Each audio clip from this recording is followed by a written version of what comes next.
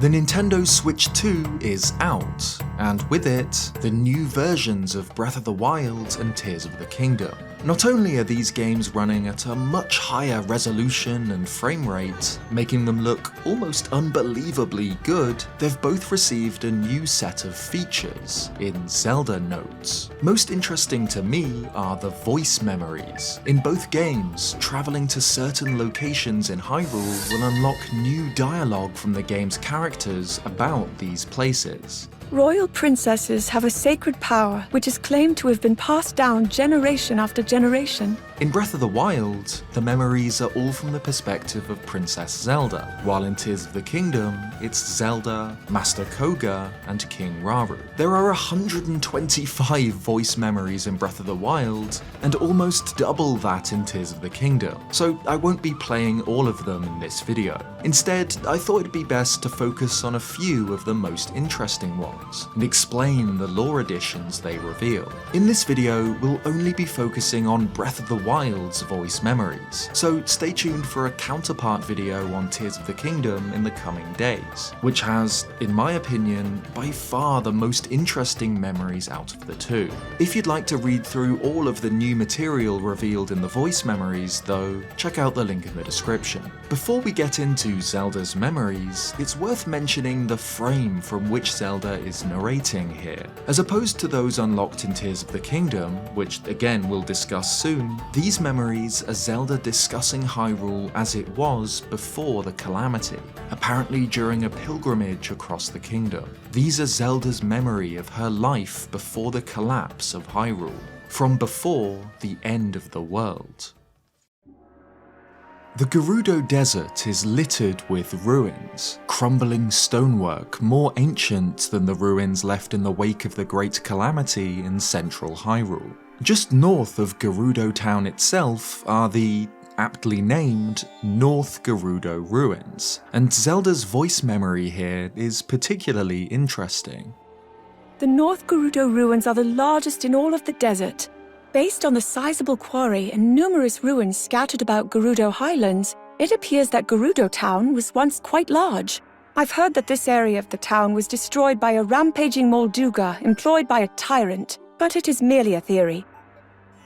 Not only does this confirm that many of the scattered desert ruins were once connected to a larger Gerudo settlement, including these North Gerudo ruins, it suggests that this part of the town was destroyed by a tyrant Molduga. This, of course, alludes to one tyrant in particular, Ganondorf, who was shown to wage war using Moldugas in Tears of the Kingdom's memories. Ganondorf was, of course, the king of the Gerudo, and was seen leading large groups of them in multiple memories. However, we know from the Zora Sage that, once the imprisoning war broke out, there was fighting between the Demon King and the Gerudo people he once led, with the sage admitting that the last free village in the desert had fallen to his armies. This is such a fascinating part of this conflict that we never got to see in Tears of the Kingdom. It's one thing I'd love to see explored in Age of Imprisonment, so it's great to learn even fragments of this story here in the voice memories.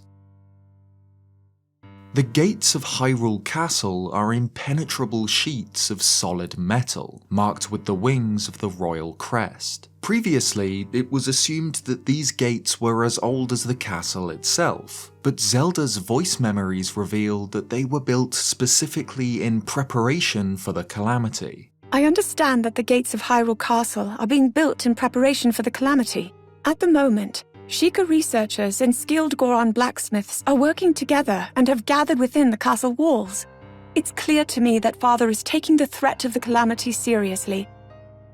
Not only does this memory reveal that these mighty gates were the result of a collaboration of the intellect of the Sheikah and the smithing prowess of the Gorons, the fact that King Rome fortified his castle with such formidable gates only for Ganon and his corrupted guardians to attack from inside rather than outside adds another layer of tragic irony to the Great Calamity, a perfect example of how unprepared the kingdom was for Ganon's surprise assault. The Hebra Mountain, which towers in the northwest, has a defining feature: a circular hole. It's almost as if something punched a hole through the rock.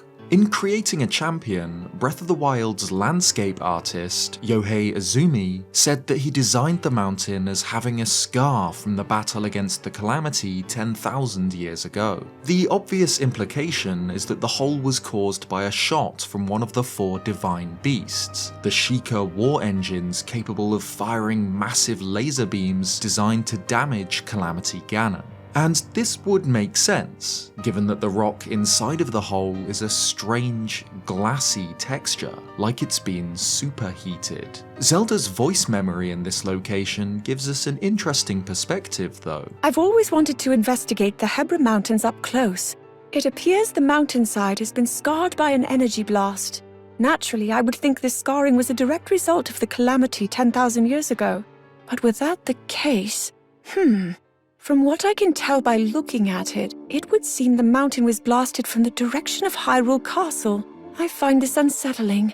This is one case in which I'll also have to include the Tears of the Kingdom voice memory, as it directly follows on from this one. In that game, Zelda says, "When I look at the Hebra Mountains now, I can accept something I couldn't 100 years ago. The energy blast that shaped the peak 10,000 years in the past indeed came from the castle. Perhaps these mountains were always trying to teach us about the past. I should put together a survey team to investigate and make sure we aren't missing any other such messages." So Zelda comes to the same conclusion, that the hole was made during the ancient Calamity. But she notes that the blast must have come from Hyrule Castle itself, a fact that she seems very disturbed by. While the blast has come from that general direction, to my eye it seems to line up better with an origin point just south of the castle, in Hyrule Field. But we can't ignore this new information. Clearly, this giant scar is tied not only to the ancient Calamity, but to the castle itself. The answer might still be a wayward blast from a divine beast, but perhaps the hole is the result of some kind of blast directly from the Calamity itself, as Ganondorf's body is sealed directly beneath the castle. Either way, it's interesting to think about. Another broken peak stands among the most iconic landmarks in this iteration of Hyrule, the Dueling Peaks, defining the kingdom's landscape ever since the game's unveiling at E3 2014. Though it is now formed of 2 mountains, it was apparently once a single peak. Shay suggests that a dragon god was responsible for splitting it to form a path between. Tears of the Kingdom reveals that the mountains were indeed once united, as seen in this memory and on the map of Hyrule found in the Forgotten Temple, but doesn't explain how they split. In this voice memory, Zelda suggests a few ways in which this could have occurred. Once upon a time, Dueling Peaks was one mountain.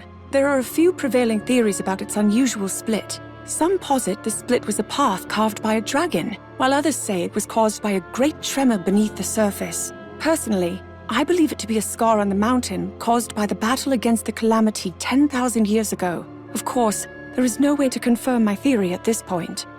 So here, Zelda casts doubt on the commonly accepted idea that a dragon was responsible for the divide. All of her ideas are interesting, and especially the latter, that it marks another wound from the ancient Calamity, providing an answer that's more grounded in the real history of this world rather than myth.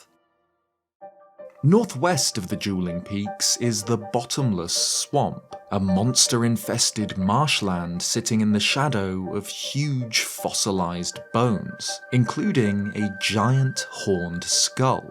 This skull fossil has long been a mystery, and it seems that this mystery bothered Zelda too. Of the skull, she says that, I have heard that the giant fossil in Bottomless Swamp was once worshipped by cultists who considered it the Demon King from ancient times. It is said that their blasphemous words against the goddess summoned evil spirits, turning the water impure and changing the very shapes of the rocks to ominous forms. Now it serves as a den for monsters, so setting foot inside is not possible.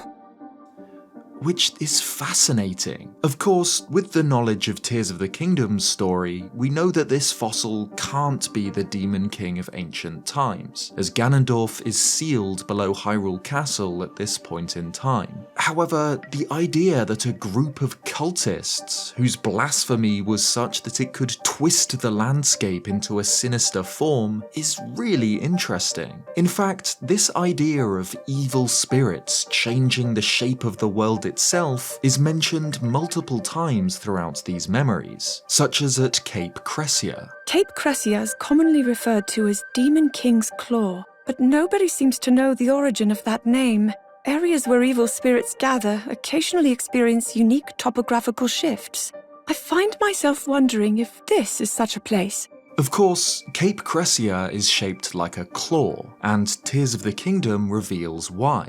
In that game, this is the location of the Saber geoglyph, the one that unlocks Zelda's memory of Ganondorf's surprise attack on Queen Sonia. It's perhaps the darkest moment in the story of the Imprisoning War, preceding Ganondorf's transformation from Gerudo to Demon King, so it makes sense that the mere memory of this event would have been enough to twist the landscape into a savage claw shape. You have to wonder then whether the eerie shape of Skull Lake might have been the result of this same process, a body of water nestled in bone-coloured stone, which, if viewed from above, looks like a skull. By the time of Breath of the Wild and Tears of the Kingdom, the vibrant petals of giant flowers are visible just beneath the lake's surface, which is apparently not a good omen. The buds are swelling and look as if they might bloom at any moment. These flowers submerged beneath the surface of the water have been considered prophetic since ancient times. Their blooming is said to herald natural disasters. Perhaps they sense the evil spirit of the calamity. So these flowers had not yet bloomed by the time of Zelda's pilgrimage, but have done so since the emergence of the calamity. Again, just like the bottomless swamp skull and Cape Cressia, I wonder if the presence of evil spirits here is responsible for the lake's shape. Not all spirits are evil, however. Zelda's voice memories connect spirits with trees, such as in the Forest of Spirits on the Great Plateau. Here on the plateau, the Forest of Spirits is the only area dense enough to be called a forest. Back before the founding of Hyrule, however, the entire plateau is apparently covered with trees. Where the spirits plant roots, trees flourish, and forests are formed. In ancient times, this may have been a village of spirits. Of course, Hyrule's largest forest is found northeast of the castle, the giant woodland surrounding the Great Deku Tree. This, too, is a place closely connected to spirits, which Zelda explains are responsible for guiding chosen individuals who journey through it. Great Hyrule Forest is a sacred place where spirits reside. Only by following the wind's guidance can a traveler make their way through. The guidance is only offered up to a chosen few by the spirits themselves. Those who do not receive this blessing of wind will quickly find that they are right back where they started. It's easy to see how this grove came to be called the Lost Woods.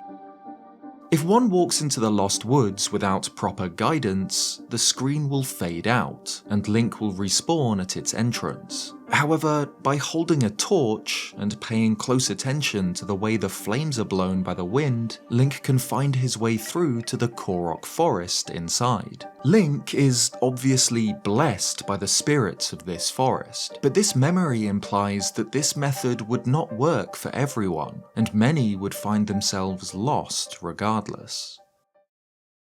Breath of the Wild's Great Deku Tree is a cherry blossom tree, sheltering the Korok Forest under its vibrant pink canopy. However, there is one other cherry blossom in Breath of the Wild's world, the tree found atop Sattorii Mountain, the home of the enigmatic Lord of the Mountain. There are only 2 cherry blossom trees in Hyrule.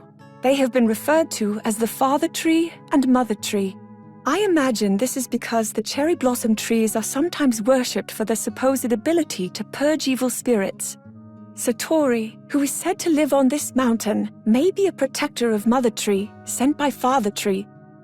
Though it appears in both Breath of the Wild and Tears of the Kingdom, Sattorii is a mystery, its true identity and goals only hinted at. So Zelda's suggestion that it was sent by the Great Deku Tree is fascinating. Not only in Breath of the Wild, where it watches over and protects Sattorii Mountain, a place teeming with wildlife, but in Tears of the Kingdom too, where it can be summoned at any of the numerous cherry blossom trees all across Hyrule that appeared before the upheaval. The Great Deku Tree is a guardian spirit of nature, so in this light, Sattorii may be something of an emissary of the tree, a wandering protector of the flora and fauna of the world.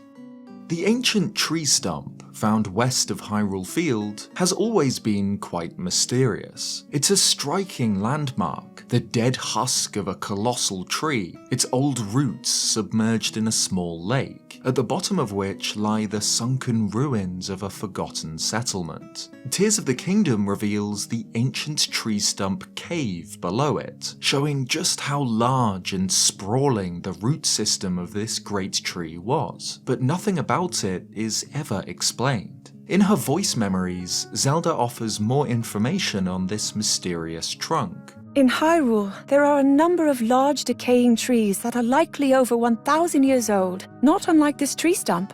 There is a legend about this tree in particular that says it was inhabited by a dignitary spirit. I too sense something important from this tree. An archaeological survey will soon take place here, so I cannot wait to hear about their findings. This is another case where the Tears of the Kingdom voice memory directly leads on from this one, so I'll play it here too. Previous archaeological investigations discovered a single ancient spear within this decaying tree trunk. It has stirred up spirited discussion among many researchers, but little additional information has been revealed, despite their piqued interest. So that deepens the mystery, but doesn't provide many answers. Notably, Zelda mentions a legend that says that this tree was once inhabited by a dignitary spirit, perhaps suggesting that this tree was, at one point, alive, much like the Great Deku Tree. With regards to the archaeological survey, I'm really not sure what to make of it. Let me know in the comments what your ideas are about this ancient tree trunk, and the mysterious spear found inside. South of the Great Hyrule Forest is the Raaru settlement ruins, little more than a collection of rotting wooden splinters. Mina, a treasure hunter who can be found there, mentions that it was once a thriving community before the calamity, but Ganon's monsters drove everyone away and the village was destroyed. Zelda mentions that, though it is small, this settlement is the oldest in the land. Named after the founding king of Hyrule, there are various theories regarding the specificity of that name. Some believe that it was the king's residence, others that it was a village of his most ardent supporters, and yet others claim it was the birthplace of the Hylian queen. Ultimately, I'm not sure even the villagers themselves know the true origins of the name. So this unassuming ruin was apparently once the oldest settlement in Hyrule, presumably aside from the settlement on the Great Plateau where Raaru's Hyrule Castle was built. The theories Zelda posits about this place vary in degrees of believability. We can assume that it wasn't the king's residence, as he likely lived in Hyrule Castle, but the idea that it could have been Queen Sonia's birthplace is a fantastic suggestion.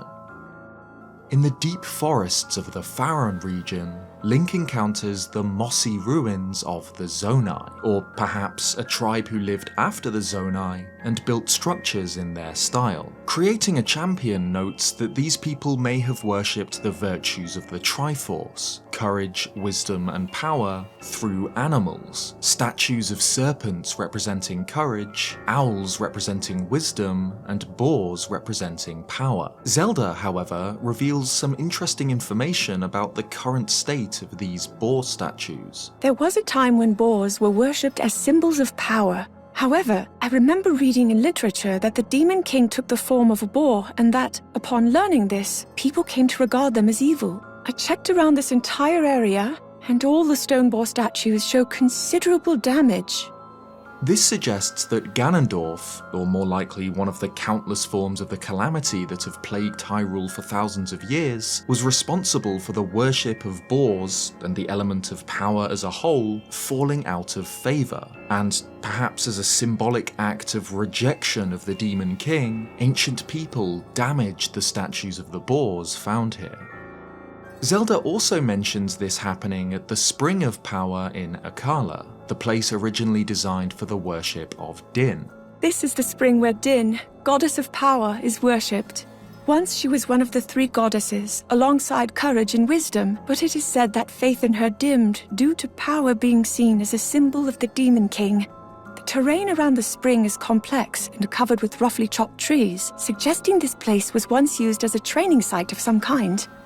Again, this highlights how deeply the Demon King has affected the people of this land, changing their culture and religion. This is somewhat similar to the Desert Colossus in Ocarina of Time, a statue which is now described as an evil god by Navi, but was originally intended to represent Din herself, as evidenced by the game's beta file names. This statue serves as Ganondorf's hideout in that game, another example of how her connection to the Demon King affects how the people of Hyrule view one of the Golden Goddesses. The Champions Tunic is Link's iconic blue garb for the Wild-era Zelda games, given to Link by Impa after he recovers one of his lost memories. This tunic was made for Link personally by Princess Zelda, along with the blue sashes worn by the four champions, which each depict an emblem of their respective divine beast, to mark their new positions as the chief defenders of Hyrule. This blue colour is apparently a symbol of the royal family, passed down for generations, and these new voice memories tell us exactly how this blue was made. The Kochi dye shop is considered without peer all across Hyrule. The owner, too, is without peer. I brought 5 garments here to have them dyed using the shop's special technique, and a unique royal blue colour was achieved by taking extracts from a silent princess. I wonder if everyone will appreciate them.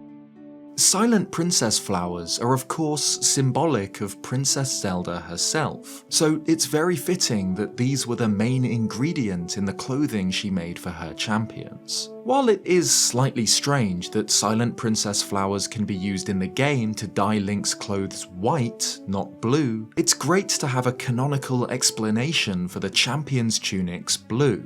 It's very apt that, though he is separated from Zelda, his tunic contains a silent princess. As Link explores the wilderness, in essence, she is with him every step of the way.